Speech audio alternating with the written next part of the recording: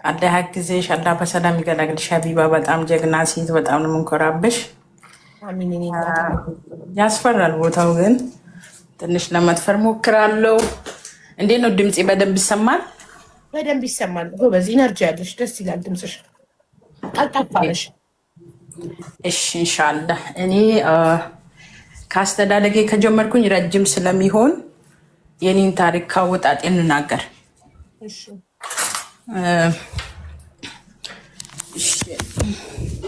እኔ በ13 ዓመቴ ነው የወጣው ከሀገር ቤት። ያው ሀገር ቤት ከድሃ ቤተሰብ ነው ያደግኩኝ እንደ ማንም ሰው በጠንካራ እናት ቤተሰብ አባቴን በሚችል አድርጎ ነው ያሳደገን። እንደ አጋጣሚ በ13 ዓመቴ ነው ወደ ሱዳን የሄድኩት። እኔ ምንም አላውቅም። እንዴት ሄድሽ? ሰው ይዞሽ ሄደ? እንዴት ሄድሽ? ከእንደዛ ጀምሮ አሁን እነግርሻለሁ። ክርምት ነበረ። 6ኛ ክፍል ጨርሼ ወደ 7 ተዛውሬ በነበርኩበት ወንድሜ አዲስ አበባ ነበረ። እንደ አጋጣሚ እሱ አዲስ አበባ ነበር። ተደላድሎ አይኖርም፣ ግን ያው ወደዚህ በተባራሪ የትም ቤተሰብ ጋር ያደረ ምናምን ሰፈር ሰዎች ቀድሞ የሚሄዱ የሉም አዲስ አበባ እነሱ ቤት ምናምን ያደረ። እንደ አጋጣሚ እኔን ለመላክ የሰፈራችን ልጅ የአባቴ አጎት ልጅ ሄዳ አመጣችን ከክፍለ ሀገር ማለት ነው። ፎቶ አስነሳችኝ። በእኛ አካባቢ ባለ ከተማ አዲስ አበባ መጣሁኝ። ፓስፖርት አወጣን። የተጀመረው ፕሮሰስ ወደ ዱባይ ነበረ። እኔ ሀቢባ በሰዓቱ ምንም አላውቅም። ወላሂ ህይወት ምንድን ነው፣ ስደት ምንድን ነው፣ ሄጄ ሰው ሀገር ምንድን ነው ማደርገው የሚለውን የለም ከውስጥ ሁሉም ነገር የተማርኩት ስደት ላይ ነው። ከዛ የዱባይ ቪዛ ቀራ። ትንሽ ለፕሮሰሱ ብዬ በቃ አዲስ አበባ 2 ወር ብቻ ነው የተቀመጥኩት። ከእናቴ ቤት እንደወጣሁኝ ክፍለ ሀገር ነበር። እዛው ነው በቃ ሁሉ እድገቴ ትውልዴ።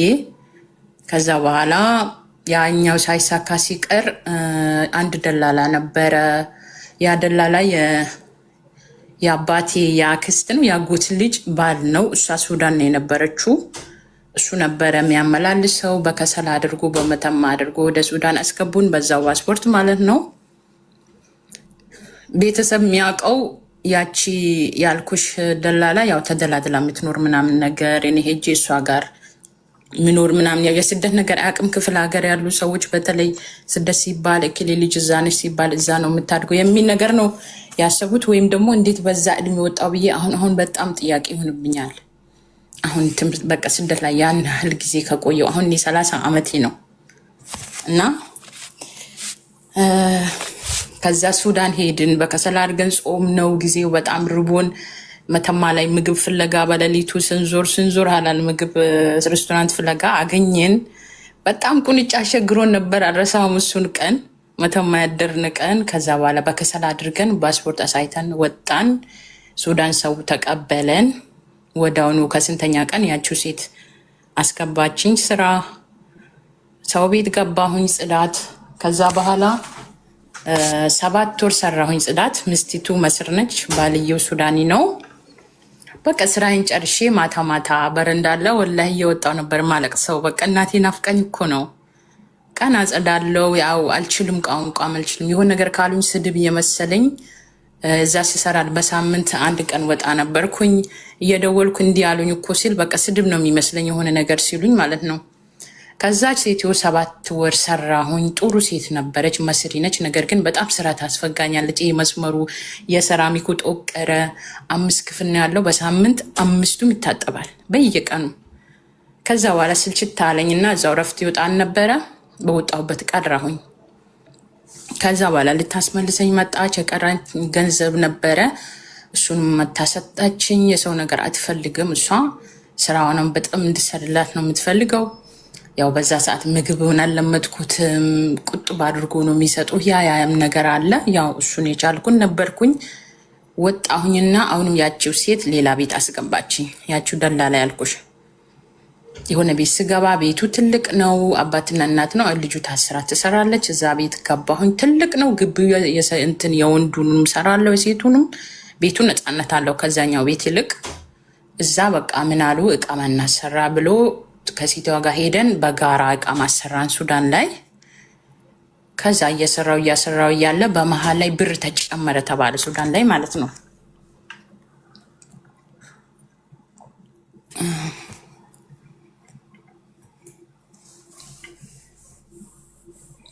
ተቀጥል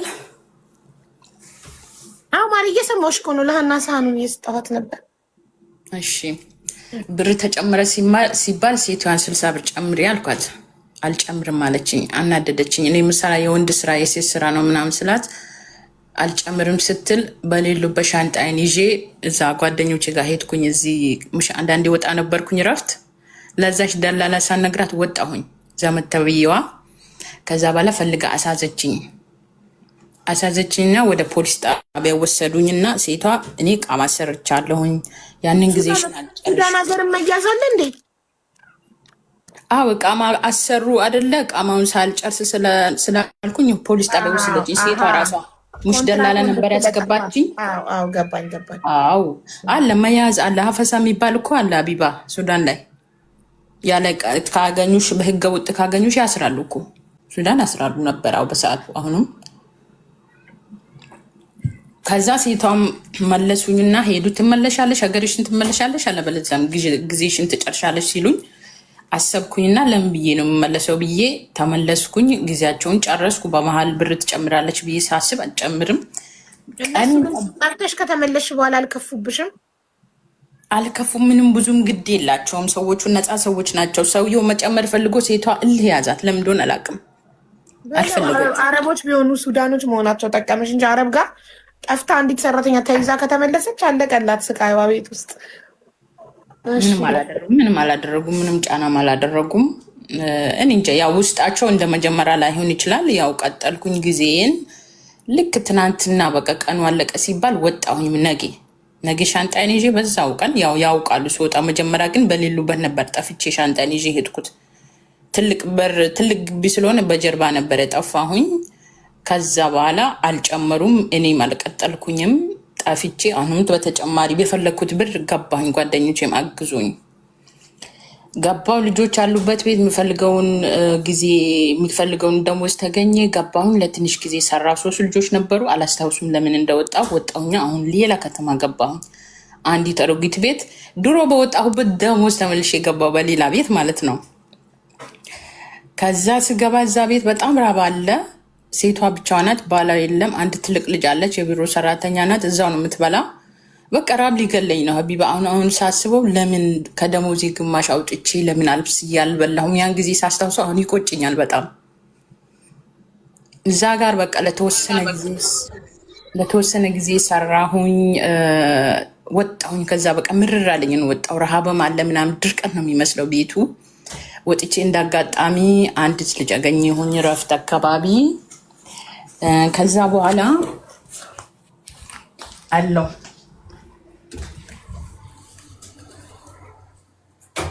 ከዛ በቃ የሆነ ሰፈር ወጣው። ጅሬፍ የሚባል ቦታ ነው። ጥቁሮች አሉ ብዙ። ረፍት እኔ ስላለመድኩኝ ያስጠላል፣ ሁሉ ነገሩ ያስጠላል። እና አንዲት ልጅ እንዳጋጣሚ ወደ ሊቢያ ልትሄድ ነው።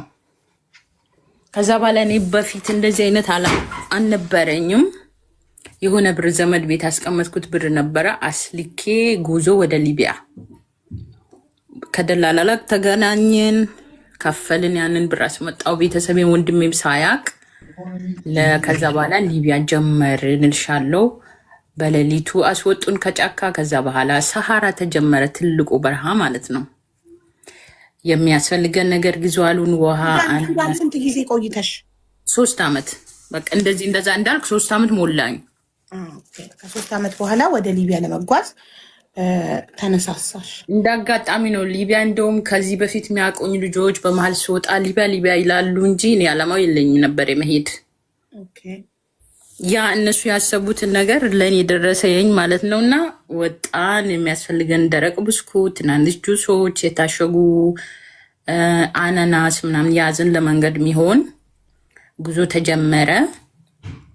ሰሐራ ገባን። በመሀል ያው ይሄ በአንድና ሹፌሩና አንድ ሰው ገቢና ነው የሚያስቀምጠው። ከኋላ መኪናው ክፍት ነው። ከዛ በኋላ ጉዞ ቀጠልን። መንገዱ ቢኬድ አልቅም። በረሃው ውሃ የለም፣ ዛፍ የለም። ጣምቶሽ በጣም ነው የሚያስጠላ። እዛ እንደምንም 15 ቀን ቆየን በረሃ ላይ። ፓስፖርታችንም እዛ ቀበርን። በመሀል ፖሊስ መጣ። ፖሊስ እያሸሹ ወደዛ ውስጥ ያስቀምጡናል። በቃ እኔ በህይወቴ መሞት ፈልጌ ያጣኋት ቀን ማለት ነው። ሊቢያ እዛ በረሃ ያለን ሰሐራ ላይ ከሱዳን እና ከሊቢያ ያለው በረሃ በቃ የሆነ ወቅት ላይ ውሃ ሞትን እንድትመኝ ያደረገሽ? ደከመን፣ ትሄጃለሽ፣ መንገዱ አያልቅም፣ መጠለያ የለም፣ ያዝነው ምግብ አልቋል፣ ሙቀት ነው፣ ልብሳችን ጣልን፣ ሁሉም ነገር አስጠላን። እኔ አሻዋን እንደዚህ ቆፈርኩትና በቃ ነፍሴ ውጪ ብሞት በቃ ደሳዬ ነበር። በዛ ሰዓት ጭንቅንቅ አለኝ። በቃ ሞት ቢሆን ረፍት አለው የሚባል እነሱ ወላሂ ደላሎች እኛን በዚህ በኩል አስቀምጦን በዚህ በኩል አርዶ እየበሉ ነበረ። ያቺ ጓደኛ በጣም ደክማ እባካችሁ አግዙን ስላቸው እዚህ ከሞተች ቅበሯት ነበር ያሉኝ በሰዓቱ ማለት ነው። በጣም ጨካኞች ናቸው የሱዳንና የሊቢያ እዛ ደላሎች ማለት ነው። እንደዛ እናንተ የራሳችሁን ምግብ ለብቻ ይዛችሁ መሄድ ነው ግዴታ። እኛ ይዘን ይሄን ነው በቃ አለቀ እኮ። መጓዝም ያስጠላሻል። አይሰጧችሁ? ከራሳቸው ምግብ ያካፍሏችሁ? ምንም እነሱ የሰጡን ውሃ በቤንዚል የተቀላቀለ ነው መቆያ። ውሃ ሲጠማን ውሃ በቤንዚል የተቀላቀለ ነው በሃይላንድ ክዳን እንደጠጣን የማስታውሰው። እና እንደዛ እያደረጉ ፖሊስ መጣ። ፓስፖርታችን ይዘን ነበር። እዛ አሻዋ ቁፍር ቁፍር አድርገን ቀብረ ነው ወደ ሌላ አሸሹን። በዛ ላይ ደግሞ እንትን አይሉ መንገዱን በደንብ አንዳንዴ አያውቁትም ወይም እያወቁ ነው የሚያንከራትቱን አላውቅም። ብቻ በአጠቃላይ 15 ቀን ቆይን ሰሐራ ላይ። ከዛ በንቃዚ የሚባል ቦታ ገባን። አልሐምድላ እዛ ቢምቢዎቹ ተቀበሉን። በጣም ቢምቢ ነበረ። በእኛ ጊዜ ደህና ነበሩ። ሴት በጣም አይተናከሉም ነበር። ወንዶቹን ግን ይገርፏቸው ነበር አስታውሳለሁ፣ ብር አምጡ እያሉ። እዛ ከደረስን በኋላ ወደ ሊቢያ ትራንስፖርት ትራብሎስ ለመግባት ቢታቃ ማሰራት ነበረብን። ሶማሌ ሆንን። በሰዓቱ ጦርነት የነበረው ሶማሌ ነበረ። የሶማሌ ስም ተሰጠን። እኔ ብር የለኝም ማሳውለው ምናምን። ያቺ የመጀመሪያ ሱዳን ምሰራባት ሴቶ ወርቅ ሰታኝ ነበር፣ ትንሽ የወርቅ ለጆሮዬ። እሷን ሸጥኩኝ። በሰዓቱ ብታቃ ተሰራልኝ።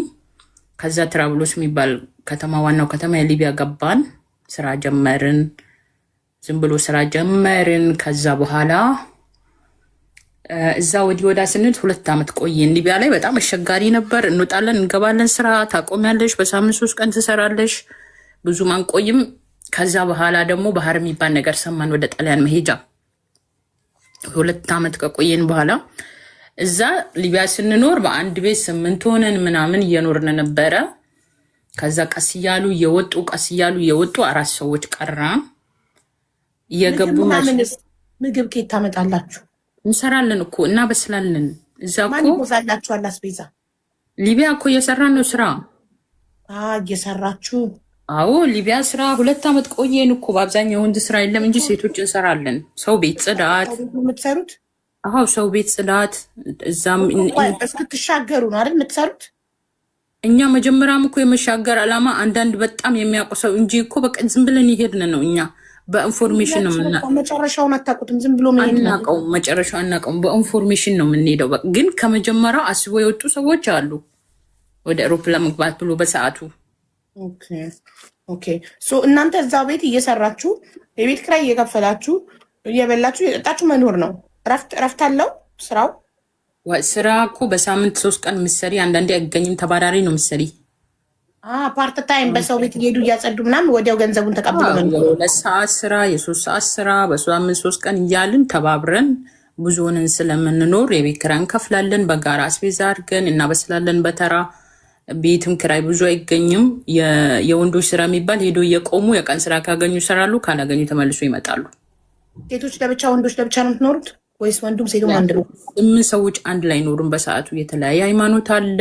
ኦርቶዶክስ፣ ካቶሊክ፣ ሙስሊም፣ ቤንጤ ነበሩ። የዛ ሰዓት ሳስታውሰው በጣም ነው የሚገርመኝ። ሁሉም ሰው ችግር ላይ ነው። አንድ ላይ ነበርን ሁላችንም እኮ። ግን ወንዱም ሴቱም አንድ ላይ ነው ወይስ ሴት ለብቻ ወንድ ለብቻ ነው? አንድ ክፍል ላይ ነበርን። ድርድር ብለን ምን ሆነሽ ነው? አንድ ክፍል ላይ የምን ምቾት አለ? አንድ ፍራሽ ላይ ስትደረደሩ በወንዱና በሴቱ መካከል ሌላ ነገር አይፈጠርም? ተለያይተን ነበር የምንኖረው። ተለያይተን እንደዛ በጥቅጥቅ ይዘን እንተኛለን። ወንድ ለብቻ ሴት ለብቻ። መተማመን አለው። ወንድማሞቹም አሉ እዛ ውስጥ። ለምሳሌ 2 እህትና ወንድም 2 ነበሩ ለምሳሌ በሰዓቱ። እና ከዛ ቀስ እያሉ ሌላ ነገር ትዝ አይለውም። እየራበው እየቸገረ አይታሰብሽም። በዛ ሰዓት የቤት ኪራይ እንዴት ተያይዘን እንክፈል፣ ምግብ እንዴት እናድርግ ነው። አብዛኛም ስራ የሌለው ሰው አለ። ሲመችሽ እኮ ነው የሆነ ነገር የሚታስቢው። በሰዓቱ ችግር አለ አይደል? በዛ በበረሃን ገብተናል፣ ስራ የለም። ሊቢዎቹም በጣም ወንዶች ያስቸገሩ። መጨረሻ ላይ ማታ ላይ ጥቁር የለበሱ ይገቡብናል፣ ብር አምጡ ይላሉ። ከዛ ባልና ሚስትን ስትያቸው ይተውን ነበረ። እንደዛ እያልን ባልና ሚስትን እያልን የቃቃ ጫወታ ይሁን ሰው መዋደድ ጀመረ። ከዛ በኋላ እኔ በዛ ሰዓት ከአንድ ሰው ጋር ተዋደድን፣ ኒካ አደረግን ምናምን፣ ፍቅር ተጀመረ ማለት ነው። ከዛ ልክ ሊቢያ ልንወጣ ስንል እኔ እርጉዝ ነበርኩኝ። ከዛ ከኛ የነበሩ ሰዎች ወጡና 4 ሰዎች ቀራን። ሁሉም የወጡ ይሞክራሉ፣ ገንዘብ ስላላቸው ይመለሳሉ፣ ይበላሉ ባህር። እኛ አንድ ቀን ወጣን አልተመለስንም፣ ከሊቢያ ማለት ነው። ወጣን ወደ ባህር ገባን። ባህር ስትገቢ ደግሞ ከሊቢያ የሚወጣ መርከብ የእንጨት መርከብ ነው፣ ጥንቃቄ የለውም፣ ሹፌር የለውም። ከኛ ጋር የሚጓዘው አንድ ስደተኛ ነው። ዝም ብሎ ሁሉም ይከፍል የለ። ስንከፍል እሱ በነፃ ይሄዳል፣ ግን ይነዳል። ምንም ልምድ የለውም፣ መንገዱን ያውቅም፣ ዝም ብሎ የሚነዳ መንገድ ተጀመረ። በዛኛው መርከብ ላይ አንዴ ውሃ ይገባብናል፣ እንቀዳለን፣ ይሰምጣል። ውሃው ሲሞላ አይደለም እንደ እየነዳ የሚወስዳችሁ መንገደኛ ነው እንደ የሚወስዳችሁ? አዎ መንገደኛ እኮ ነው። አንድ ሰው እኮ ዝም ብሎ ነው እኮ በቃ አውቃለሁ ብሎ ምናምን እንዴት ያውቃል? ይሄዳል፣ ዝም ብሎ ነው የሚነዱ። ለዛ ነው ባህር ላይ ረጅም ሰዓት ያቆዩን። ዝም ብሎ እኮ ጣሊያን በቀጥታ አይገባም እኮ የሊቢያ መርከብ። ጣሊያኖች ናቸው የሚያድኑት ብዙ ሰው። እና ለደላላው ለምን ይከፈለዋል? እሱ አብሮ አድርሷችሁ ማይመጣ ከሆነ ሁሉም ሰው ይከፍላል እኮ። አንድ ሰው ነው የማይከፍለው፣ የሚነዳው ብቻ ነው የማይከፍለው። ኖ ታዲያ ለደላላው ለምን ይከፈለዋል? አብሮን ማይሄድ ከሆነ አድርሶን ማይመጣ ከሆነ ለምንድን ነው ብር? እዛ ጋር ወስዶ ሊጭንሽ ብቻ፣ እዛ ጋር ሰብስቦ ሊጭንሽ። እዛ ጋር ማን ያውቃል ሰው? እዛ ጋር ምን ኢንፎርሜሽን አለን ሲጀመር? እሱ ሰብስቦ ይሄ ነው ወደ ጣሊያን መሄጃ ብሎ ካላስገባን በምን አውቀን እንሄዳለን? ጣሊያን ቤት እንደሆን በምን እናውቃለን? መስመሩ የሚያውቀው እንደዛ ነው እንጂ አድርሶን የሚመለስ የለም። ሾፌሩ ከማያውቅ ሰው ጋር ማለት ከኔ እኩል ተጓዥ ከሆነ ሰው ጋር ኢንፎርሜሽን እኛ የምናውቀው በኋላ እኮ ነው። በቃ በኋላ እኮ ነው የምናውቀው እንጂ አናውቅም። ኮምፓስ አለ እያሉ አቅጣጫ መጠቅሚያ ኮምፓስ ይሰጠዋል። በኋላ ነው ኮምፓስ ኮመንት ላይ ኮምፓስ አለ እያሉ ነው። የለም እኔ የሰማሁት እንደዛ ነው። ለዛ ነው ባህሩን ሲዞረው ሁሉም አይገባም። አንዳንዴ ሌላ ሀገር የሚገቡ እኮ አሉ። ለዛ ነው ጣሊያን ብለው ተነስተው ሌላ ሀገር ይሄዳሉ። አንዳንዴ አዎ ሌላ ሀገር ይሄዳሉ። ብዙ ቦታ ሲጓዙ እኮ በዛው የሚቀሩ የሚሰምጡ አሉ። ብዙ አሉ። እኛ አሁን ከገባን በኋላ የሰመጠ ወደ 3 መርከብ አለ ያኔ ማለት ነው። መንገድ ባለማወቁ እንትና እንደገጠመው ያኛው ልጅ ማን ነበር? መሐመድ የሚባል ልጅ የዛሬ ስንት ዓመት ምናምን ኦልሬዲ ተንሳፋ መሀል ላይ ቀርታ 15 ቀን እሱ ብቻ በህይወት የተረፈው ልጅ ታሪክ አላ እንደሱ ማለት ነው አይደል? ብዙዎቹ በቃ እንዳለ ሰምጦ የሚቀሩ አሉ። ዋና የሚችሉ ሆነ የሚወጡበት ሁኔታ አለ። መርከቡ እንትን ሲል ውሃ ሲሞላ አምልጦ የሚወጥቁ አሉ። ዋና ካልቻሉ በዛው ነው የሚቀሩ። ማንም ሰው አይደለም እዚህ ባህር ላይ እዛ ሰሐራ ላይ ራሱ ሰው ሲወጥቅ ሞቶ አውቃለሁ። ከኛ ጋር ማነሳው ሰው የለም። ዝም ብሎ በቃ ነፍሰ ውጭኝ ማለፍ ነው። በተለይ ደላሎች በሰዓቱ ሰሐራ ላይ አግዙንም ና እዚህ መርከብ ላይ ግን በቃ ሰው ሁሉ የተባበረ ነው። ውሃ ይገባል፣ እንቀዳለን፣ ወደ ላይ ይወጣልናል። ውሃ ሲሞላ እንጨት ስለሆነ ትክክለኛ መርከብ ስላልሆነ ይሰምጥ ነበር። በሰዓቱ ብዙ ስቃይ ነበረው። አንድ ጊዜ ግን የሰማሁት የሚነፋ ፕላስቲክ ነው። የእናንተ የሚነፋ አይደለም፣ የእንጨት ነው። የእንጨት ነበረኛ። እናንተ ስንት ሆናችሁ ነው የተጫናችሁት? አረ ብዙ ነን። ወደ 300 ሰው እንደዛ ይሆናል። 300 ሰው በአንዴ? አዎ ይሆናል እንደዛ። ኦኬ ብቻ ብዙ አላስታውሰውም ሀቢባ። እሺ 300 ሆናችሁ ጀመራችሁ ጉዞ? እሺ ጀምረን መሀል መርከብ ላይ ወደ 5 ቀን እንሆናለን። እዛ ባህር ላይ የትልቅ የጣሊያን መርከብ ተቀበልን። ትልቅ ቤት የሚያክል እነሱ እኮ ያሉ በዛ ሰዓት ድሮ ቼክ አደረጉ ነበር ሰው ይመጣል የሚለው። አሁን በጣም ጨከኑ፣ መንገዱን ዘጉት እንጂ። የዛሬ ስንት ዓመት ነው አንቺ ስቴጅ? ኧረ ቆይቷል፣ 10 ምናምን ሆኗል። ኦኬ እሺ 5 ቀን ተጉዛችሁ 5ኛው ቀን ላይ የጣሊያን ትልቅ መርከብ አገኛችሁ። ትልቅ መርከብ ማናችሁ ማንም እዛ ጋር ሳይሞት ማንም ሳይወድቅ 5 ቀን ተጓዛችሁ። አዎ በእኛ ጊዜ ጥሩ ነበር። ብዙ ሰዎች ነው የመጡልን። ብዙ ሰዎች ነው እንትን ያሉ። የሞተ ሰው የለም በእኛ መርከብ። አዎ እሺ ምግብ ሳላለቀባችሁ እዛ የወለደ ሰው እዛ የወለደች እናት አለች መርከብ ላይ አስታውሳለሁ። ሚጣ መጥቶ እዛ መርከብ ላይ እንዴት ሆነች? ምግብ ውሃ አያስፈልግሽም፣ በጣም ያቅለሽልሻል። ውሃው ነክቶናል፣ ፀጉራችን ድረስ ውሃ ነክቶናል። ግን ውሃው ጨውጨው ይላል፣ ያቅለሽልሻል። ምግብ አያስፈልግሽም። በጣም ጦቅረን ምናምን ነው። እኔ ከዛ በኋላ ቆዳዬ እንደ እባብ ነው የተቀየረው። ወላሂ ነው የምልሽ። እኔ ማንነት አይታወቅም ነበር በሰዓቱ። ፀሐዩ አለ፣ ድካሙ አለ፣ ትፈራ ያለች ጭንቀቱ አለ ምናምን። 5 ቀን ማለት ፀሐይ እኮ የመታን ነው ምን ብለው እዛ እየተሽከረከርን ማለት ነው። ከዛ በቃ በጣም ከባድ ነበረ። ከሰሃራው ይልቅ የባህሩን ከባድ ነው። ግን 5 ቀን ቢሆንም በቃ የወደቀ ሰው የአሳ እራት ነው የሆነው። ዋና ቢችልም ወዴት ይሄዳል? ረጅም ስለሆነ ትልቅ ስለሆነ በጣም እና ከዛ በኋላ ያው መጡ አዳኑን፣ ባህር ዳርቻ አስቀምጡን፣ ብስኩት ውሃ ምናምን ሰጡን፣ ወደ ካምፕ አስገቡን ጣሊያኖች ማለት ነው። ከዛ ያው ኢንፎርሜሽን ያለው አሁኑም አለማወቅ ሸሽ ገንዘብ ያለው ምናምን አሻራ ሳያደርግ እኛ ካስገቡን ቦታ ወደ ዩኬ ምናምን የሚያውቁት ሀገር ሄዱ። በደንብ የሚያውቁ ማለት ነው። ለምን እንደወጡ አላማ ያላቸው። እኛ ዝም ብለን የምንሄድ እኛ ምስኪን ነው ምስኪን ማናቅ ከሁሉ ነገር ከቆየ የሚገባኝ እኔ ራሱ ማለት ነው። እና በቃ 7 ወር ምናምን አስቀመጡን እዛ ካምፕ ላይ። የተሰለፍነ ምግብ ይሰጡናል። ቀስ በቀስ ኢንተርቪውም ተደረገ። ኬዛችን አቀረብን ምናምን።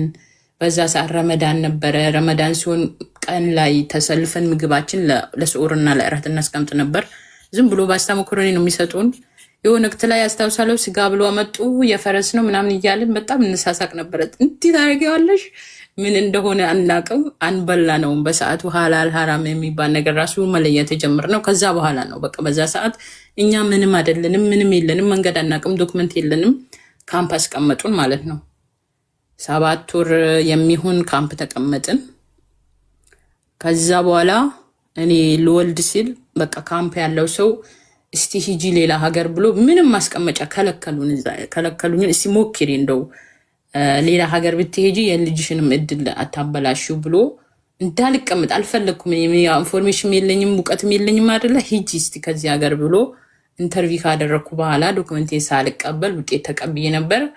ጥዬ ወጣሁኝ ወደ ሌላ ሀገር 15 ቀን ሲቀረኝ ልወልድ። ከዛ እኔ በእጄ እንዳጋጣሚ $100 ብር ነበረ ለደላላ። አንዲት ልጅ ነበረች ከዛ ከካምፕ ቅልቅል የምትል ወደ ከተማ የምትሄድ ሰው ታቅ ነበረ። መኪና አገናኘችኝ። አንድ ደላላ ቲኬት ቆርጦ ወደ በቃ ጀርመን ትሄድ ተባለና ወደ ፈረንሳይ የሚሄደው ትሬን አሳዘኝ። ከዛ በኋላ ስጓዝ ወዴት ነው የሚሄደው? ማን ጋር ነው የሚሄደው? የት ነው ሞዶ አላቅም። ወላሂ ሀቢባ ፈረንሳይ ሲደርስ ወረድኩና አንድ ፓርክ ላይ ቁጭ አልኩኝ። የት እንደሆነ አቅም 2 ወንዶች አገኙኝ። አንቺ ሀበሻ ነሽ? አዎ። እባክሽ ያረገሽው ልጅ ሱዳኒ ነው ያበሻ አሉኝ። በዚህ በኩል በግሪክ የሚመጡ የሚያረግዙ አሉ ምናምን። አረ ሀበሻ ነው ተው እባክህ። እኔ እንግዲህ ሰው ገፋፍቶኝ ነው የወጣውኝ አልኩኝ። በይ ለዛሬ እናሳድረሻለን ብሎ ሁለቱም ይዞኝ ገቡ ቤታቸውን። ልክ እንደ ሴት አስተናገዱኝ፣ በደንብ አስተናገዱኝ። አንድ ክፍል ሰጡኝ። ምናልባት ፍተሻ ይመጣል ቤታችንና እዚህ በፌ ውስጥ ግቢ በር ሲንኳኳ አሉኝ። ክፍሌን የግሌን ሰጡኝ። ከዛ በኋላ ማታ የሆነ ሰው ያንኳኳል። እነሱ ያሉኝ ነገር የሆነ በፌ ውስጥ ልገባ ሲል ሆዴ በየት በኩል ያስገባኝ። እርጉዝ ነኝ። ለካ ፍተሻ አልነበረም የመጣው ሌላ ሰው ነው። በቃ ነይ ውጪ ብሎ ነገሩኝ። ወጣሁኝ። እነሱ አሳደሩኝ። የት ነው የምትሄጂ? ጀርመን ማንጋ ምንም እኔ የማውቀው ሰው የለም ምናምን ብያቸው፣ በቃ እንደውም ጀርመን አትሄጂ በጣም ወረቀት እየሰጡ አይደለም፣ ሆላንድ ላይ ትንሽ ኢንፎርሜሽን አለን ቶሎ ያስተናግዱሻል ብሎ ወደ ሆላንድ ላኩኝ። እነሱ ትኬት ቆርጦ አሁንም እዛ ወርጄ ምንም ማውቀው ኢንፎርሜሽን የለኝም። አሁንም እዛም አንድ ወንድ ልጅ አግኝቶ ቤቱን አስገባኝ። ከዛ በኋላ ሲጠይቀኝ ሆላንድ ስትወርጂ ማለት ነው ከፈረንሳይ ሆላንድ ስትወርጂ? አሁንም በባቡር ከፈረንሳይ በትሬን ሆላንድ ወረድኩኝና ዝም ብዬ ሄድኩኝ። እሱ የቱ ጋር በጣም ይተባበራል አይደል? ፈረንሳይ ላይ ምናምን በጣም ይተባበራሉ። ሀበሻ መንገድ ላይ አግኝተው ወስደው ቤታቸው ያሳድራሉ፣ ያሳፍራሉ። አሁን እንደ ድሮ አይደሉም። ወላሂ አሁን እንደ ድሮ አይደሉም። በፊት ሆን ይቻላል። አሁን ሰው በዛ። አሁን ነፍ ነው ውጭ የሚያድር ሰው ወረቀት የሌለው ሰው በጣም ነፍ ነው በሸራ የሚያድሩ። እንትን የልጅሽ አባትስ አብሮሽ አልመጣም እንዴ? ከሊቢያ እሱ ካምፕ ነበረ። ካምፕ ነው ጥዬው የወጣሁት እኔ ጣሊያን ውስጥ እህቱ ነበረች አልፈለገችም እንደወጣ ጥዮ ነው ብቻዬን የወጣሁት በሰዓቱ። ከዛ አሁንም አንድ ወንድ ልጅ አስገብቶ አሳድረኝ። ምንድነው ግን እነሱ ብቻ ነው የሚያገኙኝ ምስኪኖች። ከዛ በኋላ ቤቱን ገብቼ ጠየቀኝ ያለውን ነገር። ስለ ኬዝሽ ማጥናት አለብሽ፣ አሻራ ካለሽ ነገር ማጥፋት ወይም ማቃጠል ምናምን የሆነ የሚቀባ አለ አማከረኝ። ግን በዚህ መሀል ላይ መች ነው የምትወልጂ ሲለኝ 15 ቀን ነው አልኩት። ከዛ በኋላ ደነገጠ። እንዴ ቤቴ ብትወልጂ እኮ ለእኔ በጣም አደጋ ነው አለና ምንም ከዝም ሌላ ሳልቀይር እጅንም ስሜንም ሳልቀይር ምናምን ጠዋቱን ወስዶ ወደ ፖሊስ ጣቢያ እጅ እንድሰጥ። ከዛ ፖሊስ አግኝቶ ወደ ካምፕ ወሰደኝ። ካምፕ ሄድኩኝ፣ ተቀበሉኝ፣ ያስቀመጡኝ። ዝም ብሎ ያስቀምጡሻል አዲስ ስትሆኚ። ከዛ በኋላ የሆላንድ ደግሞ ሌላ ነው።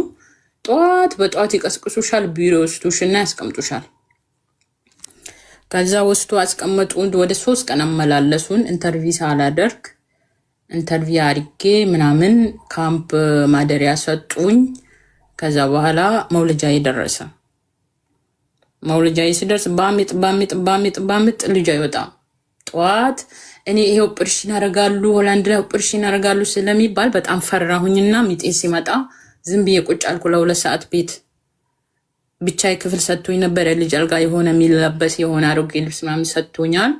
ከዛ በኋላ ሚጤ ሲመጣ ፈርቼ ዝም ብዬ እያልኩኝ እኔ አጠገብ ደግሞ ሌላ ነጭ ከባላ ጋር ታማ ነበር ልትወልድና እነሱ ሰምቶኝ ወሰዱኝ፣ ወደ ሆስፒታል ወሰዱኝ። ልክ ሊነጋ ነበር የወሰዱኝ። ሚጥ ቢባል አልመጣም። እስከ ምሽት ድረስ አልወለድኩም። ማጠንከሪያ መርፌ ሰጡኝ። ከዛ እንደምንም ማታ ላይ ጮሃለሁ እናቴ ላለው ጮሃለሁ። እስካሁን ደረሰው ምንም አላፍርም፣ ምንም አይመስለኝም። እኔ በቃ ጮኸቴ ነው። እንደምንም አላከብድብሽም ካለሽበት ሁኔታ እንደምን ወለድኩኝ። ማታ ላይ ወለድኩ። ልጄን ስም ጠየቁኝ። በጣም ደስ አለኝ። ወደ ካምፕ መለሱኝ። ለልጄ አልጋ ሰጡት፣ ክፍል ሰጡኝ። ከዛ በኋላ ልጁን አላምነውም። አልጋ ላይ ያስቀመጡት አጠገቤ ነው የማስቀምጠው። አላምነውም። ተይ እዛ ካምፕ ያሉ ሰዎች ተይ ልጁ ለምድብሻል አታሰኝ ሲሉኝ ፈራለሁ። በቃ ተነስቶ የሆነ ሰው የሚወስብኝ የመሰለኝ አጠገቤ ነው የሚያስተኛው። እንደዛ እያደረግኩኝ ኢንተርቪው ተደረግኩኝ። ምንም ወልደሽ ካምፕ ሲያመጡሽ ማን ያርስሻል? ማለት ማን ይንከባከብሻል? የለም መታረስ እዛ ተሰልፈሽ ነው። እንደውም የሆላንድ ደግሞ የሚያስጠላሽ ነገር የሚቀባ ዳቦ ነው። ምሳ የሚቀባ ዳቦ ነው። ቁርስ የሚቀባ ዳቦ ነው። አዎ ማር የሆነች ጅብና አለ የሆነ ሽሮ አጠባለው። ወተት ደግሞ በጣም ማለት ፈሳሽ ነገር አጥሚት የሆነ የሚጠጣ ወተት የለም። ከየት ይመጣል ሀቢባ? ክፍሌ ምንም የለም። ክፍሌ ህቃ የለም። አያውቁም እንደ የወለደች ሴት ፈሳሽ ነገር እንደሚያስፈልጋት ጡቷ ወተት እንዲኖረው አያውቁም? ኖ የለም፣ እንደዛ የሚባል ነገር የለም። አንቺ እኮ ገና ወረቀት የሌለሽ አንድ ስደተኛ ነሽ። ማን ነው ለአንቺ ስፔሻል የሚያስብልሽ? ማንም የለም የሚያስብልሽ። ኖ እንደዛ ነገር የለም፣ አልተደረገም። የሚገርምሽ ነገር እኔ ከዛ 2 ቀን ምግብ አመጡልኝ። በ3ኛ ቀን ሄጄ ተሰልፌያለሁ ምግብ ለመብላት በግዴ ነው። እሺ 2ቱን ቀን ማን አመጣልሽ? ሩም ያመጣሉ ህጋቸው መሰለኝ። የሆነ ሰው ወይ የምታውቂው ሰው አመጡልኝ፣ የሚያውቁኝ ሰዎች ወረቀቴን ይዞ። ኦኬ ሰው እንጂ ራሱ ተቋሙ ይሄ ማቆያው ቀጥሮልሽ ሰው ሳይሆን እንዲህ ልክ እንዳንቺ ስደተኛ ስለወለድሽ ካልጋ ተነስተሽ ሄደሽ ተሰልፈሽ ምግብ ማምጣት ስለማቺ ራሱ እንደ ትብብር ሄዶ ነው የሚያመጣልሽ። ካርድሽን ይዞ እንደዛ ነው የወለድኩበት ወረቀት ይዞ በዚህ ቁጥር ብሎ ያው ካምፕ ውስጥ ስለሆነ የሚያውቁኝ ያመጡ 2 ቀን። ከዛ በኋላ ያው ከዛ ቀን ጀምሬ ሄጄ የተሰለፍኩ ነው የሚበላ እንደማንም ቁርስም ምሳም ራትም ሲደርስ ማለት ነው። ከዛ ልብስ ክርምት ነበር እና ልብስ ለማጠብ ራሱ ታች ትወርጃለሽ ምናምን ብርዱ ምናምን በጣም ታመንኩኝ። ከዛ በኋላ እንደውም እንደዛ ያደረኩ 6 ወር ተቀመጥኩኝ። 6 ወር። ከዛ በኋላ ምን አደረጉ?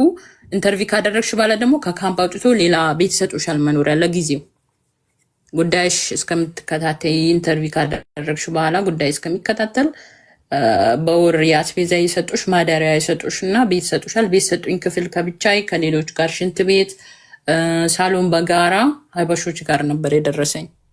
ሌላ ከተማ ሄድኩኝ። ከዛ በኋላ በቃ መኖር ጀመርኩ ብዬ ተስፋ አድርጌ መኖር የጀመርኩኝ 6 ወር ሲደርስ አሰሩኝ። አሻራ አለኛ የጣሊያን ሀገር። አዎ አሻራ አለኛ የጣሊያን ሀገር። ጣሊያን አሻራ ተገኘብሽ? ወጥቷል። ምንም ነገር እኮ አልተዘጋጀሁኝ እንዳይወጣ እንኳን። ከዛ አሰሩኝ ለ15 ቀን አስሮኝ ሊወስዱኝ ሲሉ አልሄድም ብዬ በቃ እየየ አልኩኝ። እየየ ብል ማንም ሊሰማኝ አልቻለም። መጀመሪያ ሲወስዱኝ ራሱ እዚህ አብሮኝ የነበሩ ሀበሾች ልጄን ይዞ ቢያለቅሱ ምን ቢሉ በቃ ምንም ህጋቸው ስለሆነ 15 ቀን ወስዱሻል። እስር ቤት የሚባለው ክፍል ይሰጡሻል፣ ምግብ ይሰጡሻል፣ ሴፍቱን የጠበቀ ነው። ልጅ ስትይጂ ለብቻሽ ነው በሰዓቱ ያኔ ማለት ነው። የዛሬ ስንት ዓመት አሁን ያለው ህግ አላውቅም። የዛኔ አንቺ 15 ቀን ስትታሰር ህፃኑ ማን ጋር ቆየ? አብሮኝ ነው። ከልጅሽ ጋር አትለይም። አብሮኝ ነው ያለ። እሳይ አደግነቱ ከልጅ አይለዩም። ጊዜ ይስጣቸው። እንደዛ አይነት ህግ የለም። እንደዛ አላረጉም። አሰሩኝና ገባሁኝ። 15 ቀን ከቆይ በኋላ ትመለሻለች ሲሉኝ አልሄድም ብዬ እየየ ብልም ሊሰሙኝ አልቻሉም። በግድ ለሶስት ከልጁ ዞር አድርጎ አንድ ክፍል ወሰዱኝና አሰሩኝ። በቃ ታሰር ስላልኩ ከኋላ እጅ አሰሩ። በሶስት ፖሊስ በህዝብ አየር መለሱኝ ማለት ነው። እንደ ወንጀለኛ አልፈቱኝም። እዛ ውስጥ ራሱ አሁን ሳስበው ይገርመኛል። ለምን መለሱሽ? መለሱኝ። ስለረበሽኩኝ እዛ የሚሳፈረው ሰው ትረብሻለች በሚል ይመስለኛል። በዚህ በኩል ልጄ አንድ ፖሊስ አቀፈ፣ 2 ፖሊስ ከጎን ጎን አጅቦኝ መለሱኝ። ጣሊያን ሀገር ማለት ነው። ጣሊያን ሀገር መልሶኝ አንድ መጥፎ ሴት ቤት አስገቡኝ ከልጄ ጋር። እሷ ተቀበለችኝ። ከዛ በኋላ 8 ወር ኖርኩኝ። ወረቀቴን ምናምን ከዛኛው ከተማ አምጥታ አሰራች። ልጄ ገና ወረቀት አልተሰራም ምናምን። እዛ ቋንቋ የለም፣ ስራ የለም፣ መጥፎ ሴት ነች። በዛ ቦታ እንደውም ስደተኛ የለም። እየተከራከርኳት ነበረ። እኔ እኮ ስደተኛ ነኝ፣ ሌላ ሀገር ሄጄ መጣሁ፣ መብቴ እዚህ ጋር ነው። ለምንድን ነው የምታስቀምጪኝ? ሴንተር የሚባል አለ የምትማሪበት፣ ወደፊት ስራ ለመስራት የምትንቀሳቀሽበት አለና እዛ መሄድ ፈልጋለሁ ስል ነገሮቹን አበላሸችብኝ። እንዳልሄድ ጻፈችብኝ ማለት ነው። 8 ወር ተቀምጣለች እች ሴት። የቤት ኪራይ አልከፈለችም፣ ምንም አረቀችም። ልጇን ማሳደግ አቅም የላትም አለች። ልጄ ራሱ ለማብላት የምግብ ሰርቃን ነበርኩኝ። እዛ ጋር የነበሩ አንድ አረብ ፓራላይዝ፣ አንድ ኤርትራዊት ልጇ የታመመ፣ አንድ ሌላ ኤዥያዊት ልጇ የታመመችና ነው። እኔና ልጄ ጤነኞች ለምንድን ነው እዚህ ጋር የሚቀመጠው ብዬ በጣም ነበር የሚከራከራት። ቋንቋ ስለማላቅ ፊቴ ይቀላል አልኩሽ። ከእሷ ጋር ሳውራ ለምንድን ነው እዚህ ጋር ያለሁት? አንቺ እኮ ሀገራችን ሄደሽ ሌላ ሀገር ሄደሽ መተሽ ነው ምናምን በጣም እንጨቃጨቃለን። እንደዛ እያልን አንዲት አበሻ በዛ ከተማ የምትኖር እሷ በሷ ስር ነው የምትኖረው። ቤት ኪራይ ልትከፍላት ሄዳ ነበረ እና ተዋወቅኳት። ያችን አበሻ ተዋወቅ፣ ያለሁበት ሁኔታ ነገርኳት። አንዳንዴ ቤቷን እየሄድኩ ቡና የጠጣሁ ምናምን ከነሱ ጋር መታወቅ ጀመርኩኝ። ከዛ መጨረሻ ላይ ለቤትም እንዳይሰጠኝ ምናምን ወረቀት ጽፋት ሴንተር የሚሰጡ ቢሮ ላከችኝ። እዛ ሲሄድ አስፈራሩኝ ማለት ነው። አንድ ልጁ እንዳያለቅስ ምናምን ነገር በራሴ ልጅ ምናምን መከራከር ጀመሩ። ልጅ እኮ ነው አልኩኝ። አንቺ እኮ ምንም አቅም የለሽም ልጅሽ ለማሳደግ ምናምን። ይሄን ነገር ስነግራቸው ነው ወረቀቱም የተጻፈውን ለነዛ ሰዎች ሳሳይ ጥሩ አይደለም ላንቺ ምናምን፣ ከለልጅሽ አደጋ ነው፣ ሊቀሙ ይችላሉ፣ እንደዚህ ስባባ ሰበብ ፈልገው ምናምን ስትለኝ ተመልሼ በቃ ሆላንድ ሄድኩኝ። አሁንም በህገ ወጥ አሁንም ደግመሽ ወደ ሆላንድ እንደዛ አስረው በፕሌን በፖሊስ አጅበው የመለሱሽ ሀገር?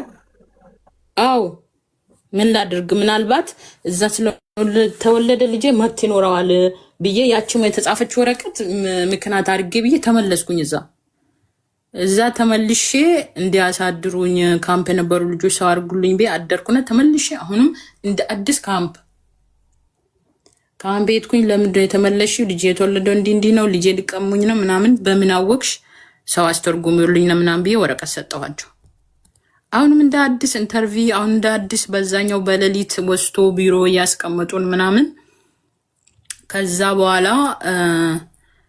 ጉዳይ የተከታተሉልኝና አሁንም የ1 ዓመት ወረቀት ሰጡኝ። የሆነ እንደብታቃ ተስፋ የሚሰጥ ነገር።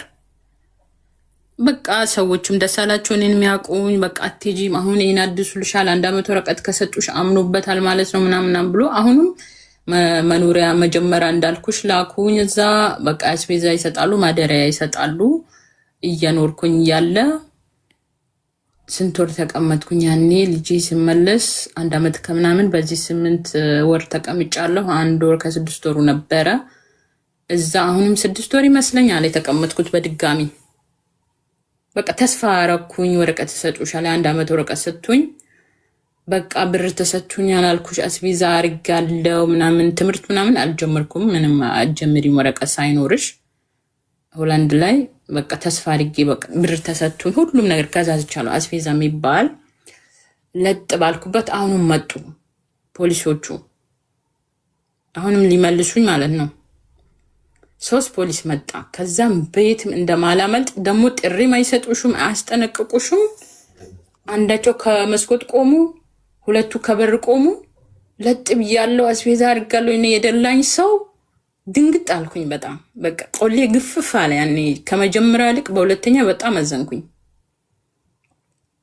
አሁንም ወሰዱኝ ማሰሪያ ቦታ። አሁንም ግድ በቃ ልትመለሺ ትታሰራለሽ 15 ቀን ግዴታ ነው። ወሰዱኝ አሰሩኝ። እዛ ጋር ዘበኛ ነበረ እስር ቤት። አንቺ ቆይ እዚህ ሀገር እዚህ እስር ቤት ለምን መጣሽ አሁንም አለኝ በድጋሚ። እኔ ወድጄ ነው የመጣሁት ብቻ አረሳውም እንደዛ ያለኝ ቀን በቃ ተለመደ። ወስዶ 15 ቀን አሁንም አሰሩኝና ሊወስዱኝ ሲሉ ፍጹም እንደማልሄድ ቀወጥኩት። ምንም በቃ እንደማልወጣ። የሁለተኛ ቀን ለብቻዬ አየር ተዘጋጀልኝ። በጣም ስለምረብሽ ነበረ።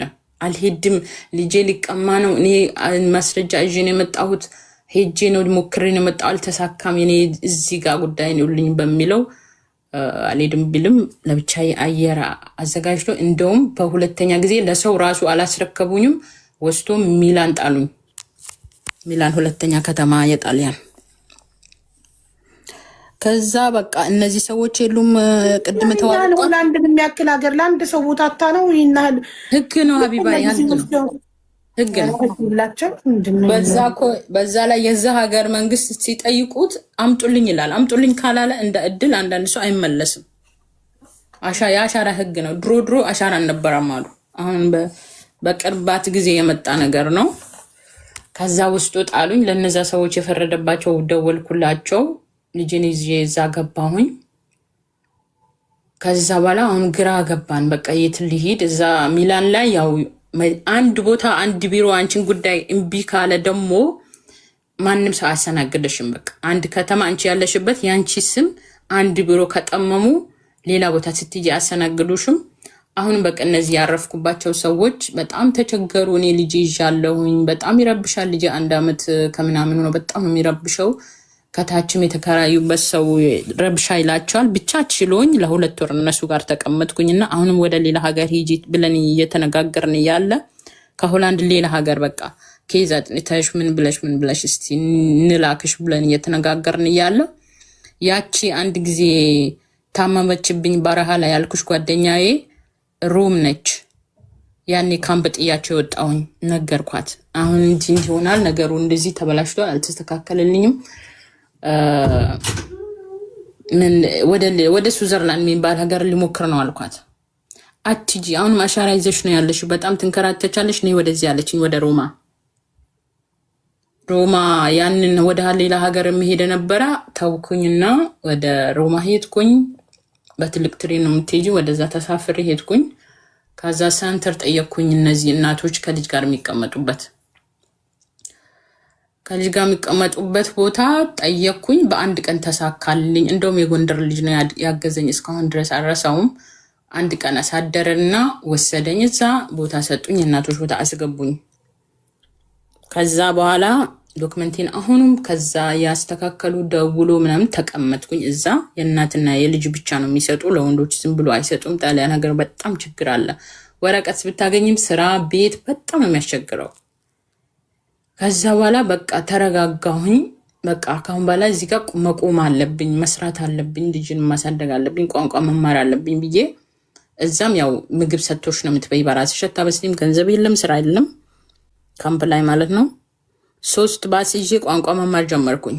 ልጄን ይዤ ለ11 ሰዓት ከግማሽ ለመማር 3 ከተማ አቋርጬ ነበርኩኝ። በትናንሽ ከተሞች ማለት ነው። በቀን ጠዋት ምሳይን ፈርሜ ወጥቼ ተመልሼ ካልበላው ገንዘብ ስለሌለኝ ይርበኛል።